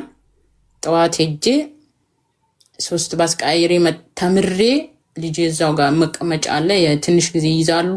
ተመልሼ ምሳይን የበላው እንደዛ እያደረኩ መማር ጀመርኩኝ። ከሰዎች ጋር መታወቅ ጀመርኩኝ። ትንሽ በቃ ተረጋጋሁኝ። መሄድ የሚባል ነገር አቆምኩኝ። ከዛ በኋላ ሀቢባ ከዛ ጀምሮ ከዛ ጣሊያን ከገባ ጀምሮ አንድ ጊዜ ብቻ ብር ለላከልኝ ዘመድ ነው የነገርኩ። ከቤተሰብ ጋር አልገናኝም። በቃ ያለው ሁኔታ ሁሉም አያውቁም በብዛት። ከዛ በቃ እንደዚያ ያልኩ የተማርኩኝ እያለ ለተወሰው ተዋወቅኩኝ። ቤት አፈረስን፣ መኖሪያ ቤት የሚባል አሁን ከዛ ሴንተር መውጣት አለ፣ ወደፊት ስራ መጀመር አለና የሆነ ቤት አፈረስን። የመንግስት ተቃውሞ ያግዛል ኢትዮጵያውያን ኤርትራውያን ምናምንና ትልቅ ቤት ብሮም ላይ አፈረስን። ከ1 እስከ 8 የሚያምር ቢሮ አፈረስንና ውስጥ ገብተን ዘጋን። ተደብቄ እዛ የሚኖርበት ቦታ ለቅሶ አለ ብዬ ነው አንድ ቀን አደርኩኝ። አፈረስን ግን አልገባኝም። ከይቅርታ ጋር አፈረስን የሚባለው ከፍተሽ ትገባለሽ፣ በር ይሰበርልሻል። ግን ስደተኛው ብቻ ይሄን ቤት ስለማይኖር ስደተኛው መብት አለኝ ብሎ ስለሚያስብ ወረቀት ይዞ ነው ያለ። ሌላ ሀገር ሲሄድ ስለሚመልሱት እንደዚህ የሚደረግ ነገር አለ። በአብዛኛው አለ ጣሊያን የጣሊያን ሕግ የሚያውቁ ልጆች ካሉ ከታች ማለት ማፍረሳም ቤት እየተዘጋ በሩ ተሰብሮ መግባት ብቻ በሯ ብቻ መስበር ነው ተሰብሮ ይባላል። ማፍረስ ይሉታል እነሱ። ኦኬ ገባኝ። በሩ ከፍታችሁ ገባችሁ። ውስጡ ቃለው ምናምን ቤቱ ቢሮ ነው፣ ወረቀት ማስቀመጫ በፊዎች ምናምን ነበሩ ስንገባ። ኦኬ ከዛ አልጋ ምናምን ጌታ አምታችሁ ታድራላችሁ። ባዶ ነው፣ ቀስ ብለሽ ትስተካከያለሽ። በሩ ራሱ ምን ከፍቶ በሳንቲም ነበር። የሚገርምሽ በሰው ሀገር ምን ታደርጊያለሽ? በሳንቲም ነበር በሩ ምን ከፍተው። በጣም ይገርማል። 5 ሳንቲም ነው 10 ሳንቲም ትከፍተው ነበረ። በጣም በሰው ሀገር ጉልቤ ስደተኛ ደፋር ነው። በሰው ሀገር ጉልቤ ወጥተሽ በቃ ተዚያም ተስፋ አለ ወጥተሻል። በቃ የሆነ ምን ይደረግ ታዲያ። እነሱም ያ ህጉን አይጠብቁም። ያው መተነባቸው እንደገና ደግሞ ህገወጥ ስራ መስራት ማለት ነው። ከዛ ሮም ላይ ዋናው ከተማ አካባቢ ነው ቤቱ። አፓርታማው በጣም ያምራል፣ መስታወት ብቻ ነው። ውስጡ ግን ጣውላ በጣም ያስጠላል፣ ለመኖር አይመችም። ነገር ግን ገብቶ ሁሉም ሰው አስተካከለ። ጣውላውን አንስቶ አሮጌ የዕቃ ቦታ አለ የሚያመጣው አምጥቶ ቀስ እያለ አመጣን። እኔ ቀስ ያልኩ ነው ያስተካከልኩ። ማደሪያ አለኝ እዛ ጋር መጠባበቂያ ነው። ይሄን እንትን ከፍተን ከገባን መጠባበቂያ ነው። አንደኛ ተሰጠኝ እና ለእናቶች ትላልቅ ሰው ለሆኑ ልጆች ላላቸው ደረጃ ሰንሶር ስለሌለው አንደኛ ሰጡን ማለት ነው። ከዛ በኋላ እየተመላለስኩኝ ቀን ያፈረስን ቀን አስታውሳለሁ። አረፋ ቀን ነው። ሀቢባ ልጄ ጁስ ጠጣ፣ ብስኩት በላ። እኛ ምንም ነገር ሳንበላዋልን ገባንና ፖሊስ የመጣ ስለነበረ ቁልፍ ውስጥ ነበር፣ ላይገቡብን ከልክለን ነበረ። ያ ቀን አረሳም። እንደገና ካምፕ ላይ ሆኜ ደግሞ ምግብ ተሰልፈን እየበላን ጾም ነው ጊዜም አረሳውም። ያ ቀን አረፋ ነው። በዙሪያ ጥምጥሙ ሱቅ አለ። ኢንፎርሜሽን የለንም፣ ቦታውን በደንብ አናውቀውም። የሆነ ሰው ቦታው ካወቀ ተነተን ነው የምንሄደው። እዛ ከተማ ላይ ያ ቤት ሰብረን ስንገባ ገብተን አሳለፍን። ያ ቀን ነው አደርኩኝ። ለቅሶ ብዬ የማድርበት ቦታ የሸወትኳቸው ምልሽ እንደዛ የተባለ። ከዛ በተራ ነው የሚጠበቀው። ሴቶች አይጠብቁም፣ ወንዶች ነው የሚጠብቁ። ያንን ቤት አለ በስሜ። እዛኛው መኖሪያ ሴንተር የሚባለው አለው። ትምህርቴን ቀጠልኩኝ እዛው። እዛ ደግሞ የተወሰነ ተቀምጠሽ ደግሞ ሌላ ቦታ ይቀይሩሻል እዛው። አሁን እዛ ሆኖ ሌላ ወለ ላውረንትና የሚባል ቦታ ወሰዱኝ። አሁንም የእናትና የልጆች ቤት ነው። እዛ ቋንቋዬን ትንሽ የተማርኩኝ ምን ያልኩኝ ይህም ቤቴ አለ ያስተካከልኩኝ። በቃ ወደፊት አስተካክላለሁ ቤት አለኝ ያልኩኝ ተስፋ አደረግኩኝ። ከዛ ሌላ ቦታ ለ6 ወር ወሰዱኝ። እዛ ጋ ትንሽ ቋንቋ ለመድኩ። ዶክመንት የተስተካከለ። በመሀል ላይ ሆላንድ ላይ ስጠራ በሀያቴ ተጠራው። ወዛኛው ሀገር በአባቴ ነበረ። ትንሽ የትም ስህተት ተገኘና ልጅሽ አይደለም የሚል ነገር አመጡ እነሱ። ልክ ዶክመንቴ ለማስተካከል ሲጀምር ሀብዬ እንደዚህ ምንድነው ብታቃ ፓስፖርት፣ እንደገና የከተማ መኖሪያ ወረቀት 3 አይነት ነው ያላቸው። ከዛ እንደዛ እየተባለ ልጄ ነው። ከዛ ያዩኝ በማየት ብቻ ፈረዱብኝ ልጄ መሆኔን፣ አያያዜን፣ ምስላችን ምናምን። በቃ ልጇ ነው በሚል እዛው የሚኖሩበት ቦታ አንድ ጠበቃ ነበረ አግዞኝ። የደም ምርመራም ታድርግ ተባለ ምናምን፣ አላደረግኩኝም። ተሳካ፣ ሰጡኝ። ወረቀቴን በሙሉ ያስኩኝ። ከዛ በኋላ ልጄም 3 ዓመት ሞላ። ወዳ እያልኩኝ ትምህርት ቤት አስገቡልኝ። እኔም ምን ትሰራለች ሲሉኝ አንዳንድ ነገር እችላለሁ ብዬ የምግብ ልምድ አስገቡኝ በ300 ብር። አንድ ሬስቶራንት ማለት ነው ገባሁኝ። አንድ ሬስቶራንት እነሱ ጋር እየሰራው እያለ አሁን በቃ ስራ ጀምረሻል መውጣት አለብሽ ብሎ ደግሞ አሁንም ለ1 አመት መቆያ ሰጡኝ። ትንሽ የቤት ኪራይ እየከፈልኩ አሁን ስራ እየጀመርሽ ነው፣ ከዛ በኋላ ሴፍ አድርጊ። ይሄን እድል ብዙ ሰዎች አያገኙትም። አቢባ በጣም ነው የሚቸገሩ እዛ ሀገር ማያገኙት አሉ። በጣም የሚቸገሩ ወረቀት ይዞ ስራ የሌለበት አስጠሊታ ሀገር። እንዴ ጣሊያን እኮ አፍሪካ ነቱላ ነው የሚሉት ማለት ነው። ከዛ በኋላ እዛ ቤት ለ1 አመት ሰጡኝ። ያኛውን ቤት መጠባበቂያ አለኝ። በቃ ደረቴን ነፍቻለሁ። ቤት አለኝ እዚህ ጋር 1 አመት ብጨርስም ብዬ የሰራው እያለ ስራ ቦታን ወደዱኝ። 6 ወሬን ኮርስ የሚባል ወሰድኩ። ከነሱ ጋር ወዶኝ ኮንትራት አደረጉልኝ። ከኔ ጋር ማገዛትን እሷን ሂጂ ብሎ እኔን ተኩ በስራ ቦታ። ከዛ ልጄ ትምህርት ጀመረ። ገንዘብ ሴፍ ማድረግ ጀመርኩኝ። ገንዘብ ትንሽ ስላገኘው ቤተሰቤን ማስታወስ ጀመርኩኝ። ደወልኩኝ። ያለው ነገር ሰሙ።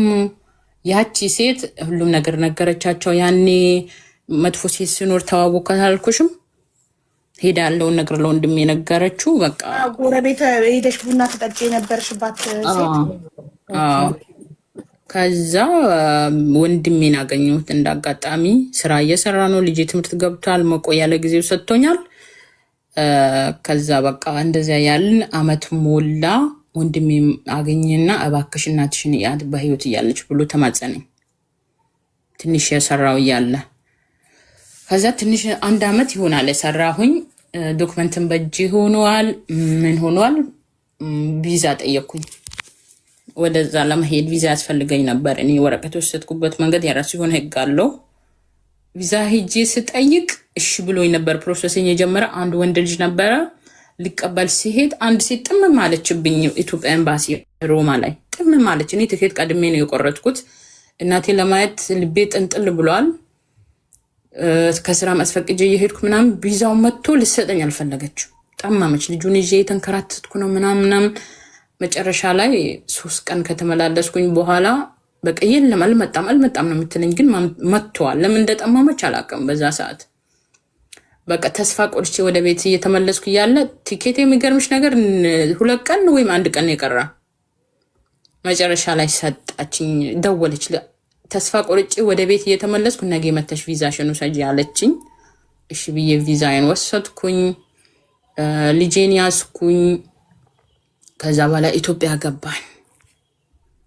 ከስንት ዓመት በኋላ ማለት ነው? ሱዳን 3 ዓመት፣ ሊቢያ 5 ዓመቱ፣ ልጄ 5 ዓመቱ፣ እዛ ጋር 5 ዓመት 9 ዓመት ነው 10 ዓመት ይሆናል ሞላ።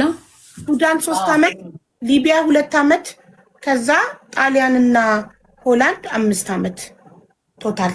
ስለዚህ 10 ዓመት ገባ። አገር ቤት ደስ አላቸው። በቃ ገጠር ላይ ሰው ሞቶ ሰው በዚህ ልክ ይመጣል። ሀቢባ ጨነቀኝ። እንደ አዲስ እንደተወለድኩኝ ሆንኩኝ። በቃ ግራ ገባኝ። ስገባ ሰው እየመጣ ይስመኛል። ቤታችን ትልቅ የሳር ቤት 10 ክፍል የሚሉት ነው። ሰው ገብታ ሙልት በቃ የማይመጣ ሰው የለም አልኩሽ። ለ15 ቀን ነበር ትኬት የተቆረጥኩት። ልጄም እዛ መገረዝ ነበረበት። ያቺ ጓደኛዬ ልጄን አስገርዣ አይገርዙም ኤሮፓ። ይህን ማወቅ አለባት። 5 ዓመቱ ነው የሚገረዘው ልጅ። በ5 ዓመቱ ሲወልድ ጠይቄም ቢያሉኝ አይገርዙም። አንቺ እዚህ ኤሮፕ ላይ እኮ ይገርሙኛል። አይገርዙም። ልጆችን በግል ነው የምናስገርዘው እኮ አረቦች ጋር እኛ ወንድ ልጅ። አዎ አይገርዙም። ጠየቅኳቸው አልኩ። ይስቁብኛል። እዚህ ሀገር ራሱ ሄጄ የሆነ ጊዜ ላይ ለሁለተኛ ልጄ ሳቁብኝ እንጂ ይስቁብኛል። አይገርዙም አሉ። እንዴት እንደሚኖሩ አለሁም አለም ራሱ ገርዘው ነው የሚሰጡን። ወንድ ልጅ ስንወልድ አረብ ሀገር ገርዘው ነው የሚሰጡን አልኩኝ። ሴት ናት እንጂ ማትገረዘው ወንድማ ግድ ነው። እሺ ውዴ፣ በ5 ዓመቱ ኢትዮጵያ ስትገቢ ያስገረዝሽው ልጅሽን? አዎ በቃ ደስ አላቸው ሁሉም። እኔ ደግሞ ያቺ ልጅ ስትለኝ ተገርዞ በወዳው ማዘንዘዣ አለ አያሳምሙ ምናምን ብላኝ ነው። እኔ ከዛ ሳምንት ከቆዩ በኋላ ለእናቴ ልጄ መገረዝ አለበት አዲስ አበባ ላይ ስላት ፍጹም እኔ እያለሁ እንዴት ልጄንማ ቤት ነው አድጄ ምገርዝ ብላ። ከዛኛ ሰፈር ያለ ሐኪም ቤት ወስደዋለሁ ወይ ማዘንዘዣ የላቸው። እኔ ደግሞ ለጥንቃቄ ያለው ብዬ ገብቻ ቢባ ልጄን አስጮውብኝ። ምንም ማዘንዘዣ የላቸው። ከዛ በኋላ በየት ልግባ ጆሮ ወይ 2 ይዤ ግድግዳ ዞሬ አይኔን መግቢያ መውጫ እንትን አለኝ። አሳመሙብኝ። በቃ እንደምን ተገረዘ። አልደርቃ ነው በጣም ቆሰለበት። ጊዜ የደረሰ የኔ መሄድበት ጊዜ ደረሰ። አሁንም ትኬቴን አስረዘምኩኝ፣ ስራ ቦታ አስፈቀድኩኝ። አሁንም ብመለስ አልዳነም። በቃ ልጁን ጥቼው መጣሁ አገር ቤት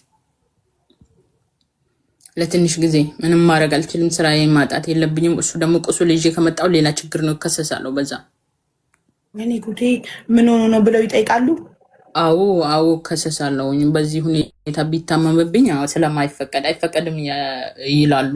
በገዛ ልጅሽ ለማስገረዝ መንግስት ማስፈቀድ አለብሽ እንዴ? አዎ አለብሽ እንጂ ማይፈቀድ ነገር እኮ ነው። ኦኬ እሺ። እና ኢትዮጵያ ጨክነሽ ጥለሽው ብቻውን? ምንም አማራጭ የለኝም። እንደዛ ስራዬን ማጣት የለብኝም። በኋላ ትንሽ ከቆየ ደግሞ ፕሮሰሴም ሁሉም ይጓተትብኛል። ኦኬ ትክክል። ብዙ መስዋዕትነት ከፍለሻለሽ። ከዛ ልጅሽ ተመለሽ ወደ ሆላንድ። ምን ሆላንድ ወጣ ጣሊያን ነው እንጂ ሆላንድማ በሁለት አየር እኮ በቃ ገርፎ መርፌ ወቅቶ ላቁ ሁለት ውጭ እንዲህ ብላ ከሀገሩ አባራሽ። ደጋግሜ ስሟን እጠራለሁ። እሺ ጣሊያን፣ ወደ ጣሊያን ተመለሽ? ወደ ጣሊያን ወደ ስራ የተመለስኩኝ በቃ ልጄ ሁሉ ቪዛ ያደሰ ነው የኖረው ለ9 ወር። ከዛ እህቴ ስራ እ 9 ወር ልጅሽ ተቀመጠ ኢትዮጵያ? አዎ ተቀመጠ እዛ። እንደውም ጎበዝ ነበረ፣ ቀልጣፋ ልጅ ነበረ። ቁርአን 9 ወር አይረሳሽም? አይረሳም፣ ያወራኛል በስልክ ደህና ነበረ። ከ5 ዓመት እኮ አይረሱም፣ በጣም ትንሽ ሲሆኑ እንጂ እናወራለን በስልክ። ደውላለሁ ሁሌ። እንደውም ፓስፖርትሽን አስቀምጠሻል አሁንማ አትረሺን ምሉኝ ነበር። አሁን ልጅሽን ፓስፖርትሽን ስላስቀመሽ ያጎቴ ልጅ ምስት ምናለችኝ፣ ፓስፖርትሽን አስቀምጠሻል አሁን አጠፍብንም ትላኝ ነበር። እውነቷ ነው። አሁንም አስታውሰዋለሁኝ። ከዛ እየደወልኩ ጠይቀዋለሁ። ሁሉም ነገር ይደረግለታል። እንደውም ክፍለ ሀገር ነው የተቀመጠ። እህቴ አዲስ አበባ ነበረች፣ ስራዋን ትታ ለሱ ብላ ሄደች። ከዛ የሆነ ወቅት ላይ አቋርጣ ስትመጣ ኖኑ መጣለሁኝ ስራዬን ሁሉም ነገር ጥዬ ነው መጣት ካልተመለሽ አልኳት። እሷ ጎበዝ ናት ልጅ መያዝ ላይ። ልጅ ደግሞ በጣም ይረብሻል። 5 ዓመቱ ነበረ። ከዛ በኋላ እሷ ተመለሰች። ትንሽ ተረጋጋው። አሁንም 9 ወር ሲሆነኝ ሄድኩኝ ላመጣው። ሄድኩኝና በ9 ቆይ ወደዛ ሊሄድ ሲል ማለት ነው ምን ሆነ፣ እዚህ የሰራው ነበር ምሽ ለ1 ዓመት ቤት ተሰጥቶኝ ነበረ። ከዛ ቤት ለቅቄ ወጣሁ። ቤትማ አፍርሻለሁ ሄደ። ሰብረን ገብተን የለ ቤት አለኝ 2000 ዩሮ ጨርሼ ቤቴን አስተካኬ ልጄን ላመጣ ነው ሁሉ ነገር አልጋ ፍራሽ ምናምን ገዝቼ ኢትዮጵያ ላይ ትኬት ቆርጬ ዓርብ ዕለት እሑድ ልሳፈር ዓርብ ዕለት ከዛ ቤት ከጣራ ገቡ ፖሊሶች ጣሊያኖቹ ሊያስወጡን። ካፈረሳችሁት ቤት ማለት ነው? ካፈረስነው ቤት ባለቤት የለውም ግን ቤቱ የመንግስት ነው። የመንግስት ነው፣ ቢሮ ነው፣ የመንግስት ነው። በጣም ነው በቃ የሚናደዱ እዛ አካባቢ ያሉ ሰዎች ጥቁሮች። ወተን ስንገባ በጣም ነው የሚናደዱ። ያው ጠብቆ ጊዜ ጠብቆ ምናምን አጥንቶ አንድ ቀን በጣራ ገቡ። በጣራ በአፍንጫው ፖሊስ ገባ። በቃ ወረዱ። ማንም ሰው የታባቱ እንደማሄድ ትልቅ ባስ አመጡ። ከዛ በኋላ በቃ የለፋሁበት ነገር ሁሉ ቀራ እዛ ጋር። ምን አድርገሽ ነበር እዛ ቤት ውስጥ? ቤተማ አደስኩ፣ አስነሳው፣ ጣውላውን አስነሳሁኝ፣ አሮጌ ቤት ሙሉ እቃ አስገባሁኝ። ሶፋ ትንሽ ብትሆንም በዚህ በኩል ከፍዬ መኝታ ክፍል ሳሎን አድርጌ ምን አድርጌ በቃ ልጄን ላመጣ ቤቴን አስተካከል ልጅ ላሳድግ የለ ፍረታችሁ በጣም ይገርማል። በቃ 3 ቀን ሲቀራን ቆሌን ግፍፍ። እንደውም እነዛ ሰዎች መጥተው ነበረ ኤምባሲው ሮም ስለሆነ ያን ያልኩሽ ያገዙኝ ሰዎች እነሱም ባሉበት መጥቶ እነሱ ለቪዛ ነው የመጣም ብሎ አሳይተው ወረቀታቸውን ብን። ሌሎቻችን ግን መዘጋጃ ቤት ከነ ዶክመንታችን እኔም ሙሉ እቃዬ ኢትዮጵያ መስተው 2 ሻንጣ ነበረ። እሱን ሌላ የቤት እቃ ያ የለፋበት እቃ ሁሉ ቀራ እዛ ውስጥ። ሲኒው ጀበናው ምኑ እዛ ውስጥ ቀራ። በእርግጥ እዛ ቤት እቃ ለማጠብ ምናምን በእርግጥ ተቸግረን ነው፣ የተሟላ አይደለም። እዛ ሄደሽ ነው የምትታጠብ፣ እዛ ሄደሽ ነው የምትሸኝ። ብዙ ሽንት ቤቱ ሩቅ ነው፣ የተሟላ ቤት አይደለም። ቢሆንም ለኛ ይጠቅመን ነበርና በቃ ያ ቀን ወስዶ እዛ መዘጋጃ ቤት ወሰዱን። ዶክመንታችን ተመዘገበ። ከዛ በኋላ ጣሉን፣ ወስዶ ጣሉን። የመጣ ሰው የፈለገበት ገደል ግባ። ያ ከ1ኛ እስከ 8ኛ ያሉ አዛውንት፣ ህፃን የያዙ እርጉዞች፣ የታመሙ ሰዎች፣ ስራ የሌላቸው ወጣቶች እንዳል ሁሉ ማለት ነው። አስበሻል? ከ1 እስከ 8ኛ 1ኛ ደረጃ ብቻ ወደ 20 ክፍሎች አሉ። ያንን ሁላ ሰው ወስዶ ጣሉ ማለት ነው። ቢልዲንግ ነው አሰብራችሁ የገባችሁት እናንተ። የጣሊያን መንግስት በገዛ ሀገሩ እናንተ ስደተኞች ንብረቱን ሰብራችሁ ቢሆን በገዛ መብታችን ወረቀት ስቶ አሻራ ወስዶ የሚያንከረትቱን እዛ ነው። እና ወዳችሁ ሄዳችሁባቸው እንጂ መች መጡባችሁ? አሁን መብት አለ እዚህ ጋር እኮ የዩኒየን ህግ አለ። ያንን አላከበሩም እነሱ። እኛን አሻራ ወስዶ በህግ በስማችን ብር በልተው እኛ ወይ ስራና ቤት አልሰጡንማ። እነሱም እኮ አጥፍተዋል። ህጋቸውን ያውቁታል። ችግራቸውን በስማችሁ ብር በልተው ማን ነው በእናንተ ስም ብር የሚሰጣቸው? አለ እኮ የአውሮፓን ዩኒየን የተፈራረመው ነገር አለ። ይሸቅሉባችኋል። የጣሊያን መንግስት በእናንተ ገንዘብ ያገኛል። በሁሉም ስደተኛ መንግስት በየሀገሩ ይሸቅላል ሮፕ ላይ። ከዛ ነው ሹሩሩ የሚሏችሁ። ገባኝ። እኔ እኮ ጠራርገው ወደ ሀገራችሁ ማይሸኝ ሀገር ቢሆን ማናፍጣት እንዲያደርጋል። ጥቅልል አድርጎ ነው የሚያስገቡት። አረብ ሀገር ቢሆን የሰው ሀገር እንዲህ ስትረብሹ ጠራርገው ማይሸኟችሁ ብዬ ምን ሆነው ነው እያልኩ ነበር። ለካ ስለምትጠቅሙ ነው። በስማችሁ ገንዘብ ስለምንጠቅም ነው። ከዛ በቃ ወስዶ እዛ መዘጋጃ ቦታ ጣሉን። መዝግቦ ለቀቁን። ከዛ እንደገና ባስ ይዘን ተመልሰን የቤታችን በር የሆነች ቦታ አለ መተን ተሰበሰብን። አግዙን አውጥተን ጥሎናል ብለን ብንል በካርቱሽ ውሃ እያደረጉ በላይ ላያችን ማባረር ጀመሩ ፖሊሶቹ። ከዛ አካባቢ ማስጠፋት። ከዛች ቀን ሰዓት ጀምሮ ማንም ሰው እቃውን እንኳን ገብቶ ማውጣት አይችልም። ከዛ ያ 2 ቀን አደርን። የሆነ መስጊድ ማቃቸው ሰዎች አሉ። ሄጄ ገላይን ታጥቤ ወደ ሀገር ቤት ምሽ ቪዛ ቆርጬ ነበር ልጄን ላመጣ። ከዛ በኋላ ሄድኩኝ ኢትዮጵያ። ያኔም ለ15 ቀን ይሁን ለሳምንት ነው ትኬት ተቆረጥኩ፣ አላቅም። እዛ ሄድኩኝ። እንደገና ሁለተኛ ጊዜ ሲሄድ ቀለል ያለ ነው። የሰውም ጫጫታ የለም፣ አንቺ ማደነግጭም ምናምን። ሄጄ አሳልፌ ልጄም ደስ አለው። ጎበዝ ልጅ ነበር ብታይ፣ ቀልጣፋ ልብሱን ሲያስቀምጥ እኔን ስልክ ሲያወራኝ። ሀገር ቤት ወላሂ ጎበዞች ናቸው። እዚህ ሲመጡ ነው የሚሰንፉብን። እና በቃ ይዤ እንደገና ተመለስኩኝ። ትንሽ ብቻ እዛ ኤርፖርት ላይ ሙስና ሰሩብኝ። እኔ ሰዓቴን አውቃለሁ፣ ግን ብር አስከፈሉኝ። ሰዓትሽ እኮ አልፏል ብሎ እኔን ሊያስቀሩ። ከጣሊያን የመጡ ናቸው እንዴ ሰዓቱን ያሳልፋሉ ብሎ ሙስና ብር በልቶኛል። አልረሳውም እሱን። ወንድሜ ከኤርፖርት ወደ እዛ ሄዶ ነው ብር ያመጣ። ካሽ ብር ከፍለናቸው ነው የወጣሁት ሁለተኛ ጊዜ ሲወጣ። እና መጣን። ስንመጣ የት እንሂዳር የሆነ ሆቴል ለ3 ቀን አደርን እዛ። ከዛ በኋላ አሁንም ሌላ ፈተና ጀመረ ብሎ ስራዬን እየሰራው ነው። ትንሽ ቆይቶ ትምህርት ተዘጋ። ስራ ቦታ ልጅን ይዤው ሲሄድ ሰዎቹ ደስ አላላቸው። በጣም ነው የሚረብሸው። ይሮጣል፣ ይገባባቸዋል። ትንሽ በረንዳ አለች የምሰራበት ቦታ እዛ ኩሽና ውስጥ ይሄ ሬስቶራንት ትንሽ ያልኩሽ ኳስ ምናምን ወስጄ ለትምህርት ሲዘጋ በጣም ተቸገርኩኝ። እነሱ ደስ አላላቸውም። ስራቸው ተዘናጋ። እኔ ደግሞ በጣም ኃላፊነት ተሸክማለሁ። ምሳ ነው የምሰራ። ከዛች ምሳ ሰዓት ትንሽ ካሳለፍኩኝ እነሱም ገበያቸው ይበላሻል። የተወሰነ ጊዜ ከሰራው በኋላ በቃ ቤት አጣሁኝ። ደግሞ ፈልግ በዛ አካባቢ ቤት ፈልግ አጣሁኝ። አሁንም እንደዚህ የሆነች ቤት ተከራዩ። አንዲት እናት ቤቷን መኝታ ክፍሏን አከራይችኝ። ለተወሰነ ቀን እሷ ጋር ኖርኩኝ ስራውን እየሰራው። ስራው ጎንደር፣ የሴቷ ቤት ደግሞ ወዴት ልበልሽ፣ ወደ ቡታጀራ ልበልሽ፣ ተራራቀ በጣም።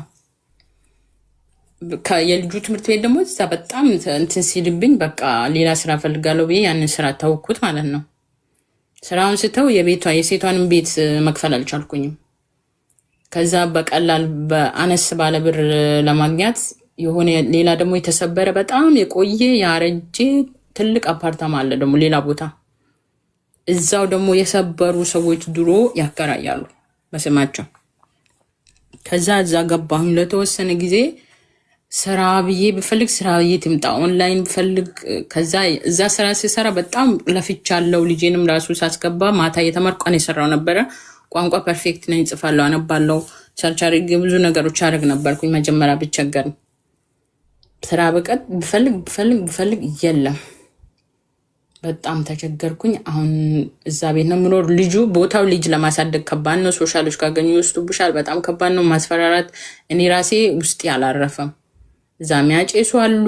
ያው ኢትዮጵያን፣ ኤርትራውያን፣ ሱዳኖች ምናምን የሚኖሩበት ስራ የሌላቸው እዛ ጋር በቃ ለመኖር ብቻ ዶክመንት ይዞ የሚኖሩ ስራ የሌላቸው አሉ። ለተወሰነ ጊዜ ስራ ብፈልግ በትምህርት ቤት ማቃቸው ግሩፕ አለን ብጠይቃቸው የሚገርምሽ ነገር 30 ዩሮ በቀን ማግኘት አልቻልኩም። እንኳን ተመላላሽ ስራ ማግኘት ነገሮቹ የከበዱ መጡ። በቃ የሚያየኝ ሰው ራሱ በቃ ሞክሪ ሌላ ሀገር በቃ ልጅ ይዘሻል አሁን እንዴት ነው እንደዚህ የምትኖሪ ማለት ጀመረ። ሌላ ስደት እንደዛ አሉኝ ሳልፈልግ። በቃ ብዙ ሰዎች በቃ ስለኔ የማላውቃቸው ሰዎች የሆነ ቦታ ብትሄድ ወረቀት ታገኛለች እያገኙ ነው፣ የሆነ ቦታ ብትሄድ ወረቀት ታገኛለች ምናምን። ከዛ በኋላ ያኔ ከሌላ ከተማ ሲደውላት ነው ያለችኝ ጓደኛ የለችም ከዛ ሀገር ወጥታ ነበር። የሆነ ቅርብ ሀገር ስሟን መጥራት አልፈልግም፣ እዚሁ ቅርብ ሀገር ነበረች። እሷ ቀድማ ሄዳ ነበረ። አንድም የሆኑ የሚያውቃቸው ልጆች ነበሩ እዛ ነበር። ደወልኩላቸው ልመጣ ነው ብዬ ተቀበሉኝ። የሆነ ሲስተም ተጠቅመን ምናምን እጅ ሰጠው በሌላ ሀገር ማለት ነው እዛ። ከዛ በኋላ ማለት ከጣሊያን ውጭ ወጣሁ። ከዛ በኋላ ወጣሁ። ትንሽ ለባለቤቴ ሴፍቲ መናገር ስላልፈለኩኝ ነው። እሷ ያቅም ታሪክ እንደማካፍልና እዛው ቅርብ ነው። በቃ አላህ አሻራዬንም ሸፈነኝልኝ። ሀቢባ ማንም ሰው አላመነም። እጅ ኖርማን ወጣ አልወጣብኝ አሻራዬ። ከዛ በቃ ነገሮቹ ተስተካከሉ። ቶሎ ኢንተርቪው ተደረገ። በ5 ወር ምናምን ወረቀት አገኘሁኝ። ከዛ በኋላ እዛ ካምፕ ነው የሚያደርጉሽ እዚህም ጉዳይሽ እስከሚያልቅ ድረስ ካምፕ ገባን። ኢንተርቪው ተደረገ። ሁሉ ነገር ተሳካልኝ። በድፍረት በማይሆኑ ነገሮች ምናምን ሲሰጥ ተሳካ። አልሐምዱሊላህ ካምፕ ገባን። ልጅ በዛ ሰዓት ስንት አመቱ? 6 አመቱ ነው። 6 አመቱ ነበረ። እዛ ከመጣው በኋላ ካምፕ እያለሁኝ የሆነ ሰው አየሁት። ከካምፕ ሆኜ ከመስኮት ሆኜ አንድ ሰው ከታች አየሁት ማለት ነው። ይሄ ሰው ያገባ እንዴት ይሄ ሰው ያለ ትዳር ይሆናል ብዬ አየሁት። ከዛም በኋላ እየወጣን እየገባን ካምፕ ላይ መተዋወቅ ጀመርን። እዛ የሚያውቁ ልጆች በቃ ተጋቡ፣ እናንተ ልጆች ትዋደዳላችሁ ተጋቡ ምናምን አሉን። እንደውም ንካ የምናረቀን ወንዶች ናቸው። እንጀራ ጋገሩ፣ ካምፕ ላይ ወጥ ሰሩ። አገር ቤት ተደወለ፣ ንካ ታሰረ፣ ህይወት ተጀመረ። 2 ልጆች ተወለዱ። ሌላ ነው አይደል? ያኛው ሊቢያ የጠባስሽው ሳይሆን የመጀመሪያው ልጅ ነው። ቀራኩ ድሮ አትድረስብኝ አልደርስብም አልኩ እኮ ያኔ ስሰቃይ እኮ በጣም ተነደድኩኝና አትድረስብኝ አልደርስብም አንተ ያላገስከኝ አለበለዚያ ልጄና እኔ ትሬን ነው የምገባ አልኩት እኮ። እህቱ ነበረች እሷ ነች ከኔ ጋር እንዳይሆን ስላደረገች አልፈለኩትም። በቃ ብቻዬን እኮ ይሄኛው አዲስ ነው። አዲሱ ሀገር ከጣሊያን ቅርብ የሆነች ሀገር ሄደሽ ካምፕ ውስጥ ነው የተዋወቃችሁት? ተዋወቅ ነው። ንካ ተደረገ፣ ህይወት ተጀመረ። እዛው ካምፕ ውስጥ ይቻላል? እዛው ካምፕ ውስጥ ተጋብቶ መኖር? አዎ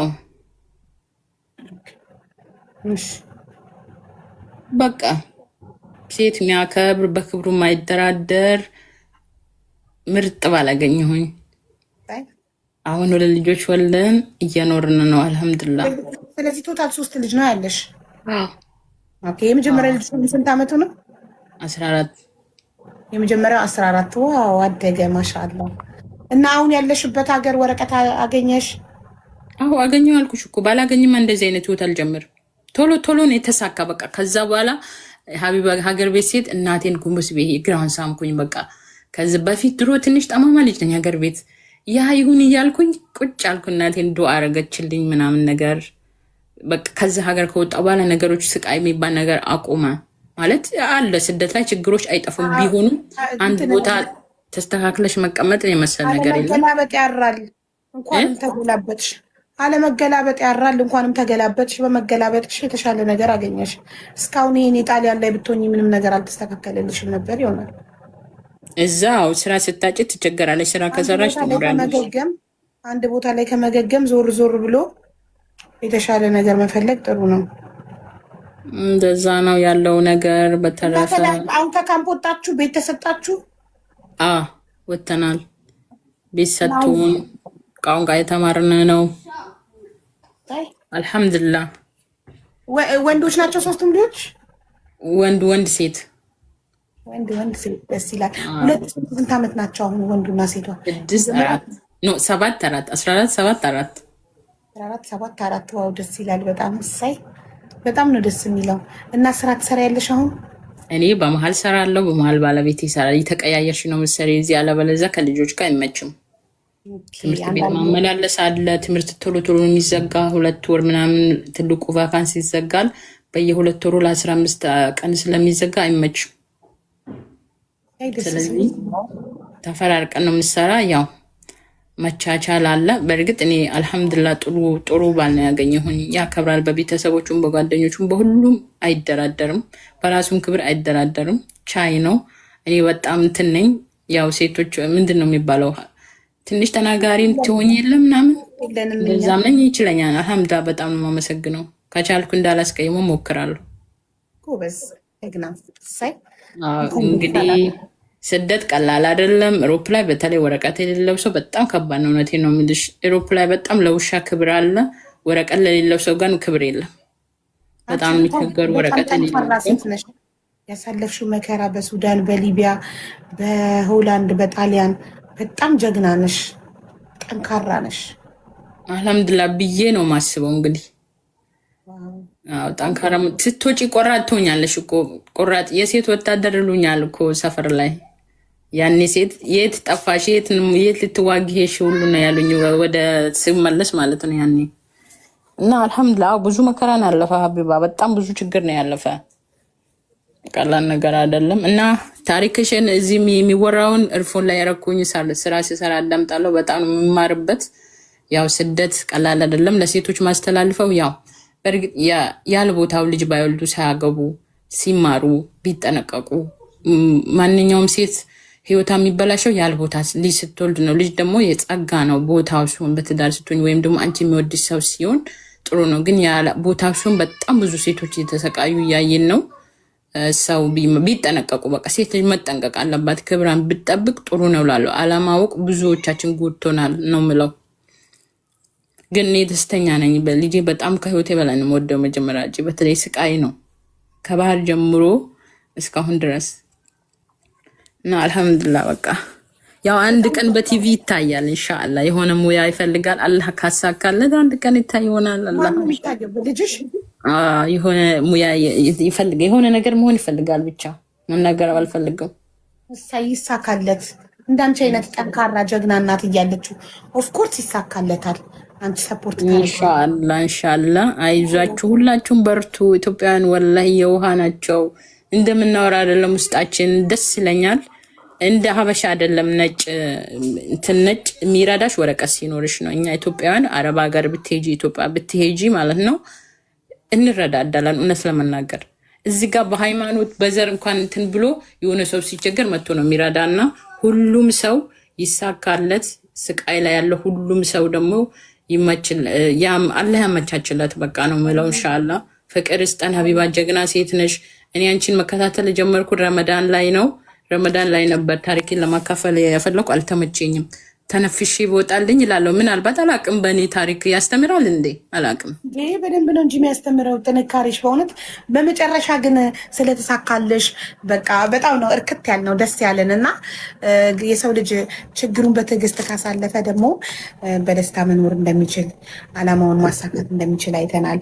ተስፋ ሳትቆርጪ ደጋግበሽ በመሞከርሽ ተስፋ ሳትቆርጪ ስትይዥ ቆራጥ ትሆኛለሽ። በተለይ ልጅ ሲኖርሽ አትሞቺም ራሱ እሱ ነው የምታስቢ። የሆነ አደጋ ላይ ህይወትሽ ስታስቢ እሱ መላማንጥዬ ነው የምትኖርብለት ሰው ሲኖር ያ ሰው ውስጥ ያለሽ ብቻሽ ስትኖሪ ተስፋ ትቆርጫለሽ። በእርግጥ ተስፋ መቁረጥ አያስፈልግም። በአሁኑ ሰዓት ብዙ ሰዎች ቴንሽን ውስጥ ናቸው። እንትን ምንድን ነው ይሄ ብስጭት ውስጥ ነው ወይም ደግሞ አላቅም የሆነ ነገር የሚባል ውስጥ አሉ። ያልፋል። ወላሂ ማልፍ ነገር የለም፣ የማያልፍ ነገር የለም ነው የምለው። ትዕግስት ካላ ኢትዮጵያ ሰላም ትሁን ኢንሻአላህ። ችግሮች ሁሉ ይጥፉ፣ የታመሙ ሊዳኑ። አንቺም በሰላም ውለጂ። ጀግና ሴት፣ ጠንካራ ብዙ የተባልሽ በጣም ሴቶችን ስለምትረጂ በጣም የምንወድሽ። ወላሂ ተባረክልኝ። አላህ ያስደስትሽ። አመሰግናለሁ። ታሪክሽ በጣም አስተማሪ ነበረ። ጥንካሬን፣ ብርታትን ያስተምራል። እናመሰግናለን። ጀግና እናት ነሽ። በርቺ። እኔም አመሰግናለሁ ስላዳመጣችሁኝ፣ ቤታችሁ ስላስገባችሁኝ። እንግዲህ ታብታብ እናደርጋለን። እንግዲህ አንድ ምን እንደሆነ ታውቃለሽ?